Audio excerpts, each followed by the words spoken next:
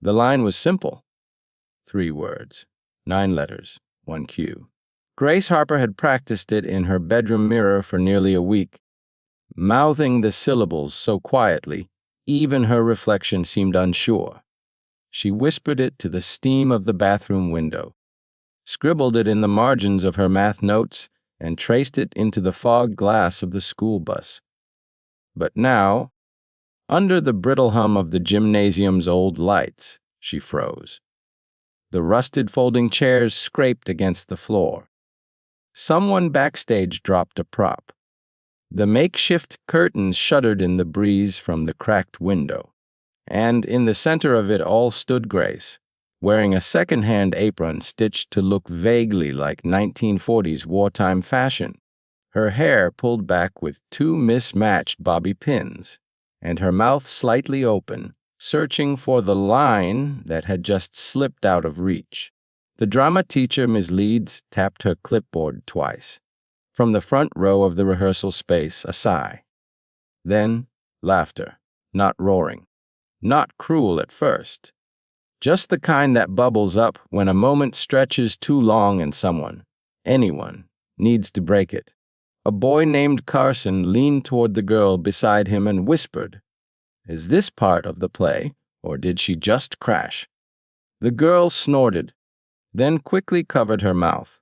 Someone at the back repeated the line in a mocking falsetto.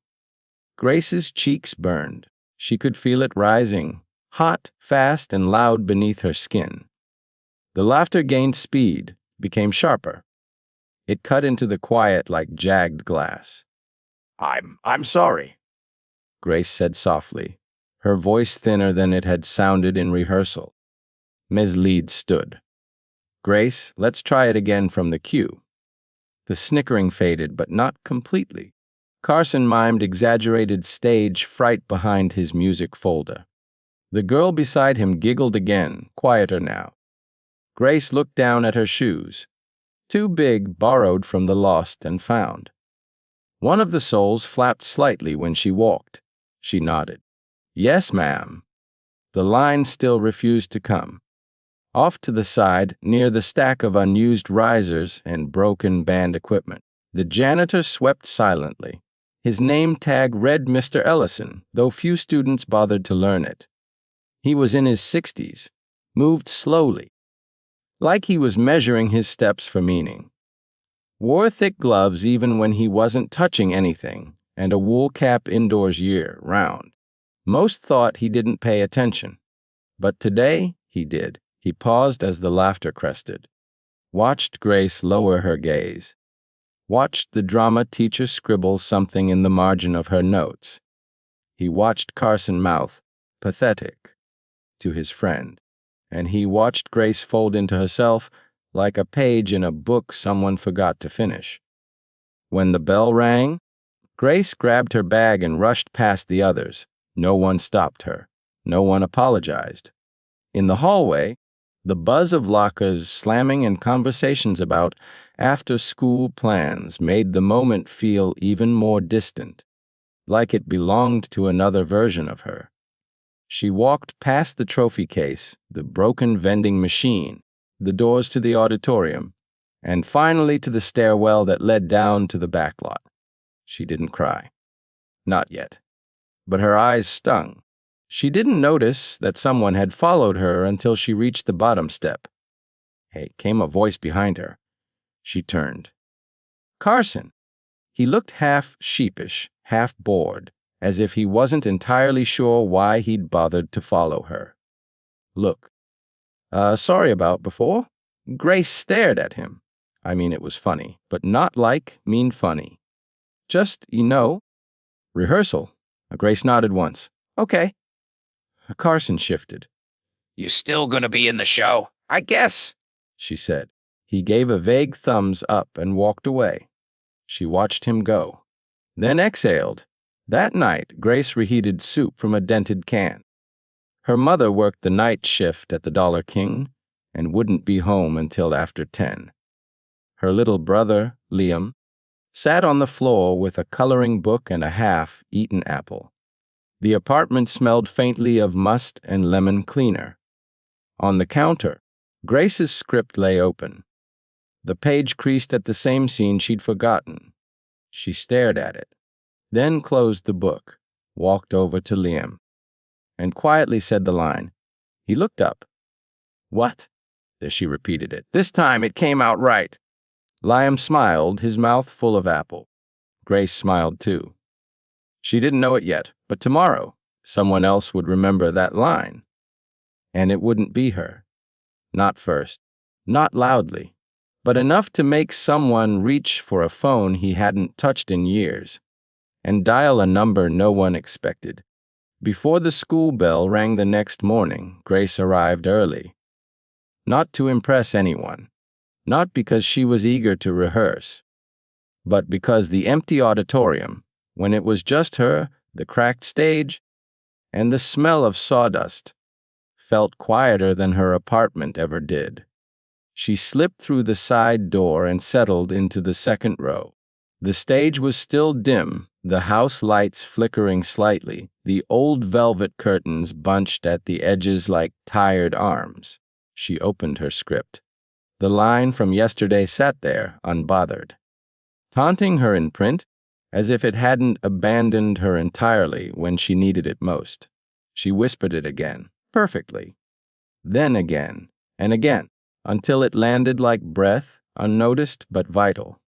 Behind her, the creak of a mop bucket. Mr. Ellison. He moved quietly down the aisle, pushing the mop like it was part of him. Grace looked back briefly, then down. They never spoke, but this time, as he passed her row, he paused. "I liked how you stood still," he said. Grace blinked. What? "Yesterday," he said, leaning on the mop handle. When they laughed, "You didn't run off." Grace's mouth opened, then closed.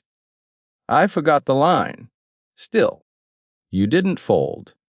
He didn't say anything more. Just moved on, like that was all he needed to say. But it sat with her. Long after the cast arrived, loud and joking. Long after Ms. Leeds tapped her clipboard and began warm-ups. Long after Carson arrived late, offered a wink in Grace's direction, and took center stage like the role had always belonged to him. The school's annual play wasn't anything grand. Not a musical, not Shakespeare. Just a WWI-era drama with canned sound effects and a theme about resilience or unity or something vaguely inspirational.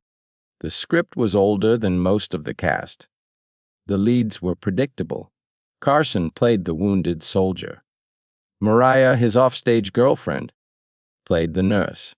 Everyone else filled in gaps like wallpaper. Grace had been cast as Girl with Apron, a background role with 3 lines, and a moment where she was supposed to hand Carson a cup and look worried. It wasn't glamorous, but it was something, and to Grace, something mattered. At home that night, her mother didn't ask about rehearsal. She worked double shifts and wore exhaustion like another layer of clothing. Grace didn't offer the details either. Instead, after Liam fell asleep, she opened the script again and read her lines in the bathroom mirror. This time, she tried saying them as if she meant them, not just remembered them. It felt different, not better, not brilliant, but truer. She didn't hear her phone buzz in the other room, didn't know that an email had just been sent from a school-issued desktop, after hours, from a private faculty inbox Mr. Ellison rarely touched. He had typed only a few sentences. "You used to say the small ones mattered. There's a small one here. If you're still listening, she's in room 105 every afternoon at 3:15. Ooh, attached." A scanned copy of Grace's script, highlighted. Subject line, something you might want to see. Recipient Lillian Cho. He hit send.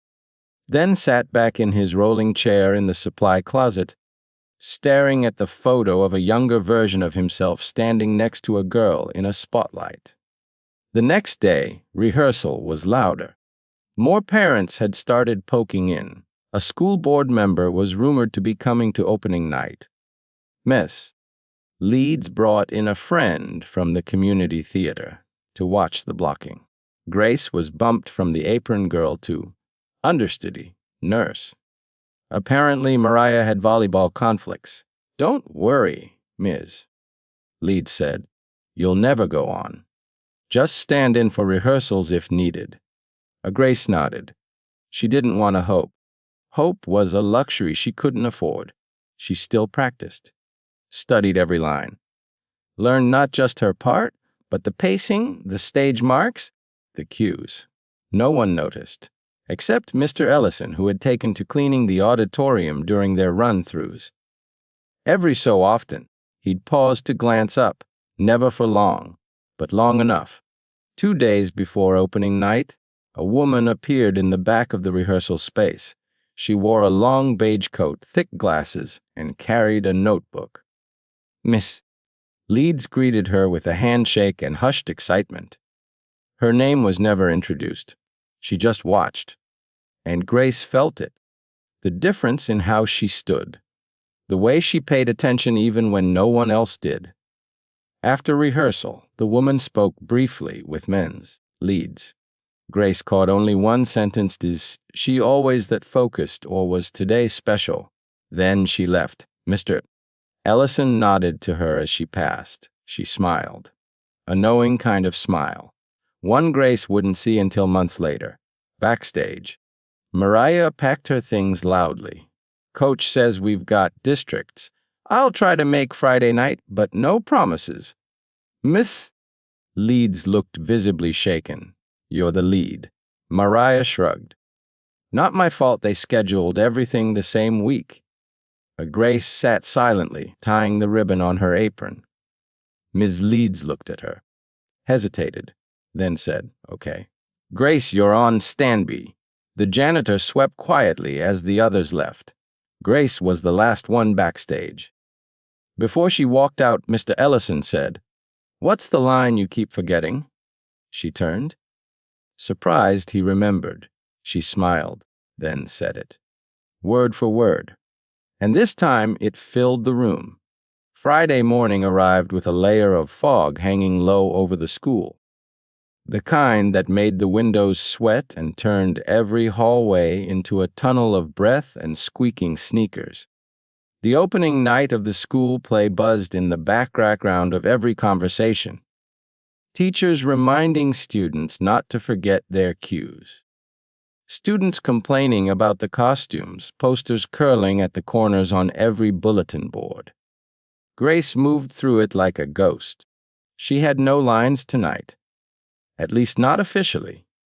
Mariah hadn't shown up to the dress rehearsal, but she had sent a vague text to Ms. Leeds, "I'll be there unless I can't," which in Mariah language meant "don't count on me." Grace didn't say anything. She didn't want to seem eager. She didn't want to hope. She just packed her costume carefully, rolled her script into a tight cylinder, and sat quietly in the back corner of the green room as chaos spun around her. By 5:45 p.m., the auditorium had started to fill. Parents, siblings, even a couple of local reporters looking for a feel-good piece. One brought a DSLR camera the size of a toaster and set up near the side aisle. Mr. Ellison was already in the wings. He wasn't sweeping, just standing, a folded piece of paper in his coat pocket and a glint of something unreadable in his eye. At 6:02, Ms. Leeds received a text. From Mariah. 4 words. "Not gonna make it." No emoji. No apology. She stared at the screen for a long second, then looked at the cast, half in costume and full of nerves. Then she looked at Grace. The room stilled. "Grace," she said quietly, "you're on." Silence fell across the green room. Not cruel, not even surprised. Just paused. Like the air hadn't quite decided how to behave. Grace's stomach flipped. She stood up too quickly, bumped into the back of a chair, and apologized to no one in particular. Ms. Leeds didn't smile, didn't offer a pep talk, just nodded once. "You've got this." Grace slipped into the nurse's uniform, too big in the shoulders, the sleeves folded up twice. She pinned her hair back with trembling fingers. Her hands shook so much she almost tore the script, trying to unroll it. She hadn't expected to need it tonight. Mr. Ellison noticed, moved quietly toward her. "You all right?" he asked, voice low. She nodded too fast. "Fine. I'm fine. You remember the blocking?" I think so." He held her eyes. "Then don't think. Just be her." Grace blinked. "Who?" "The girl who stood still when the world laughed." She didn't answer, just turned toward the stage entrance. The lights came up. The curtain opened. The first scene went on without her. Then the second. Her cue was in scene 3.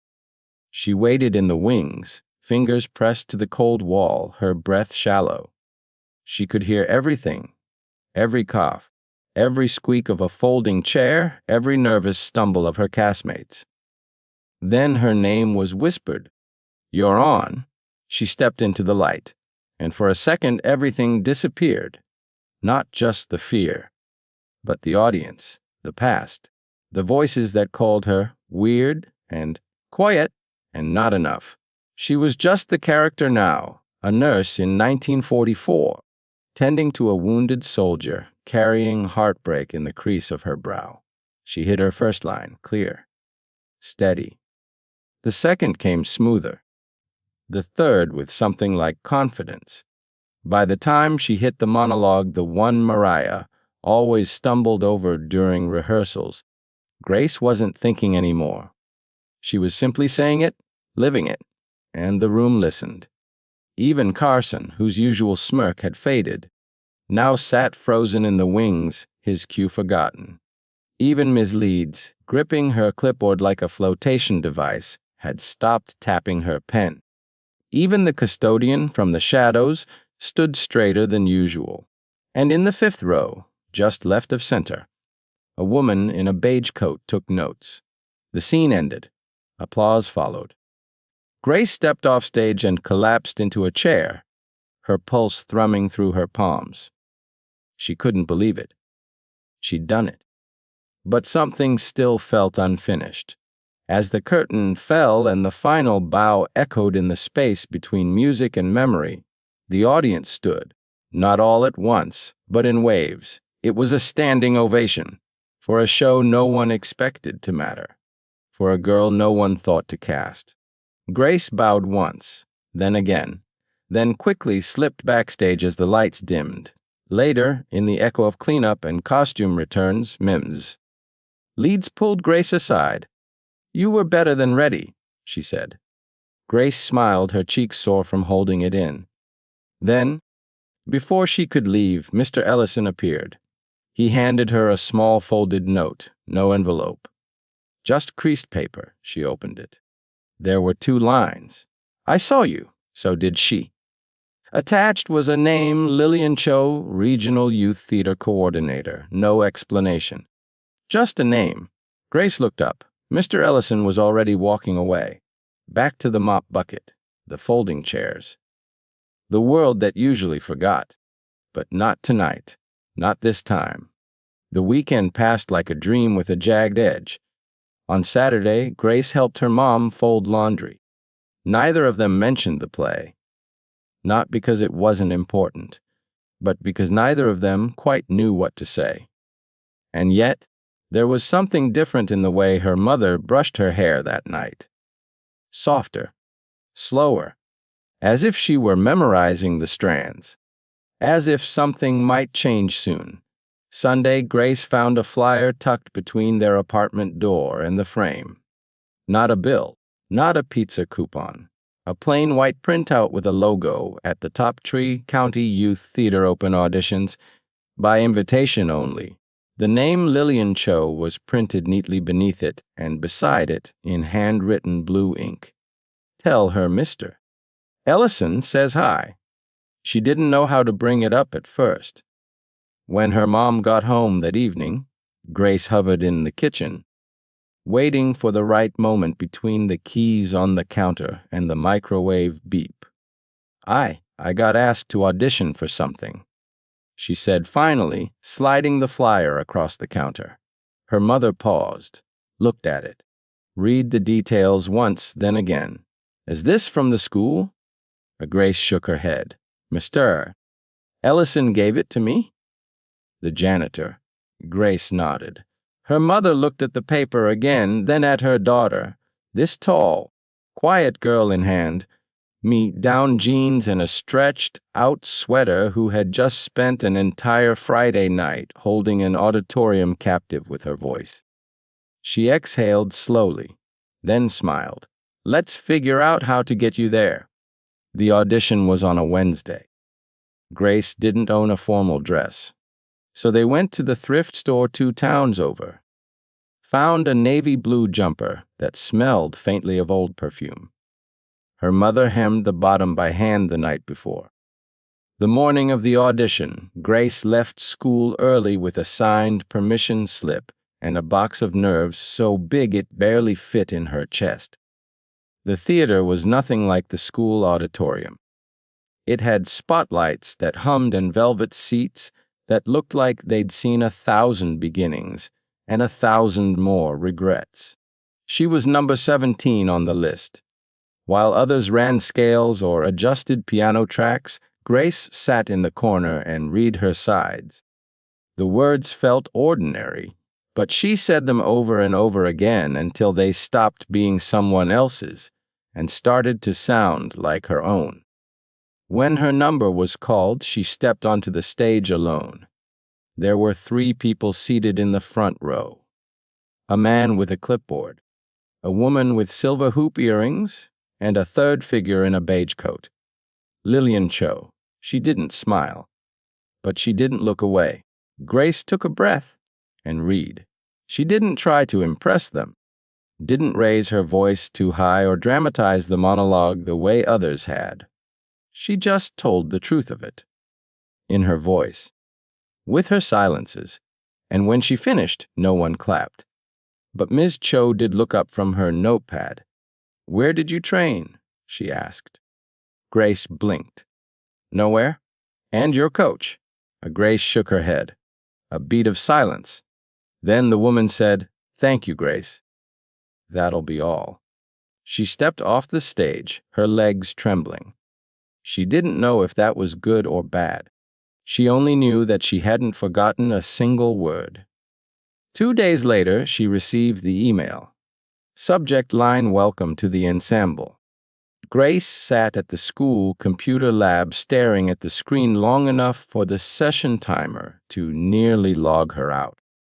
Her hands hovered over the keyboard. She reread the message 3 times before printing it, folding it into quarters, and sliding it into the side pocket of her backpack. She found Mr. Ellison later that day, mopping the back hallway near the band room. I got in, she said quietly. He didn't look up? I know, he said. I asked her to watch. Grace blinked. I thought you just gave her a name. Mr. Ellison finally paused and looked at her. Lillian Cho and I used to work together. Back before I came here. Back before I stopped thinking I had anything to offer. The Grace didn't know what to say. I don't have kids, he added. Never did. But I've seen 1,000 of them walk past me in this building. Most of them keep going. But every now and then, you trailed off, then nodded to her. You stopped me. Grace felt her eyes sting. Thank you, she whispered. Don't thank me yet, he said. You've got to get there first. She did. With a borrowed suitcase, a packed peanut butter sandwich, and one old janitor standing by the bus stop until her ride pulled away. He waved once. She waved back. The sky that day was overcast, but she swore, somewhere behind the clouds, light was breaking through. By the time fall gave way to winter, Grace's world looked nothing like the one she had left behind. The Tri-County Youth Theater met in a converted warehouse outside of the city. The space had once stored bicycles or maybe dry goods. It still smelled faintly of rubber and sawdust, but now it echoed with footsteps, whispered lines, and piano keys that sounded just a touch too out of tune. She had never been surrounded by so many people who took words seriously, who respected silence, who looked at someone like Grace not with surprise, but with a kind of quiet curiosity. "You've got stillness," one of the coaches told her during a warm-up session. "Most people fill the space with noise. You don't. You listen. That's rare." Grace wasn't sure what to say to that.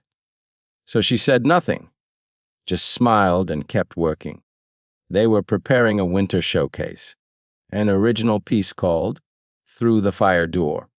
Grace had a supporting role, but her monologue, 2 minutes long at the midpoint of the story, became something people began to talk about in rehearsals. It wasn't loud.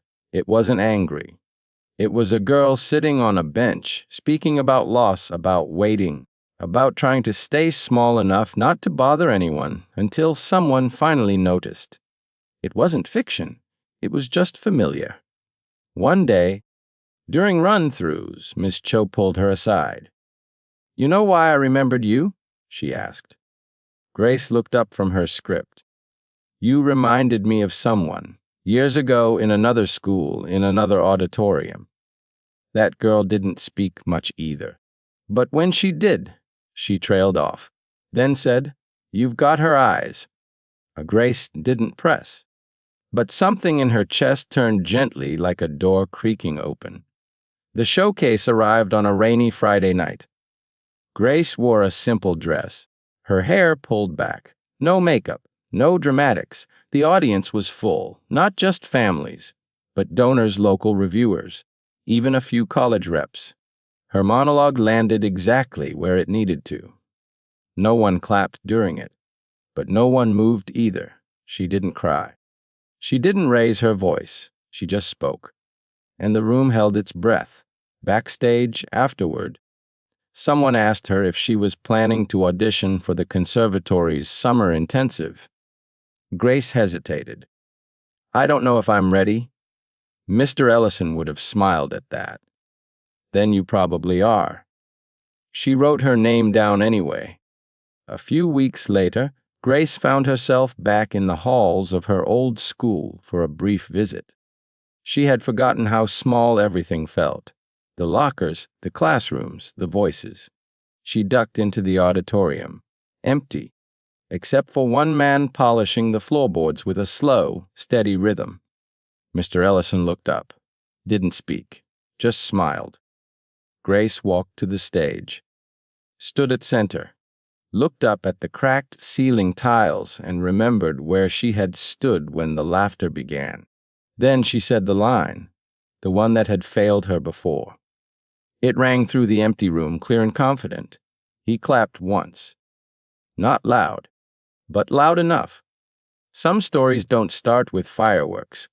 They begin in dusty corners and unnoticed hallways, with someone standing alone and trying not to be seen. Not because they don't want to be heard, but because somewhere along the way, they stopped believing anyone was listening. Grace Harper didn't become someone else. She didn't transform under the weight of applause or melt beneath the glow of stage lights. She simply stepped into a moment that had always been hers, waiting patiently on the other side of fear. And someone, just one person, noticed. We like to think it takes a grand gesture to change a life. But sometimes, it's a call made from an old desktop, a name whispered across time, a mop bucket paused mid-sweep because something about the way someone held silence said there's more to this one. Not everyone will clap. Not everyone will see. But someone always does. And if you're lucky, when the room goes quiet and the spotlight hits, the words you once forgot will come back, not just to your lips, but to your heart. Because they were never really lost. They were just waiting for you to believe you had the right to speak them. And maybe, just maybe, someone's already dialing your name.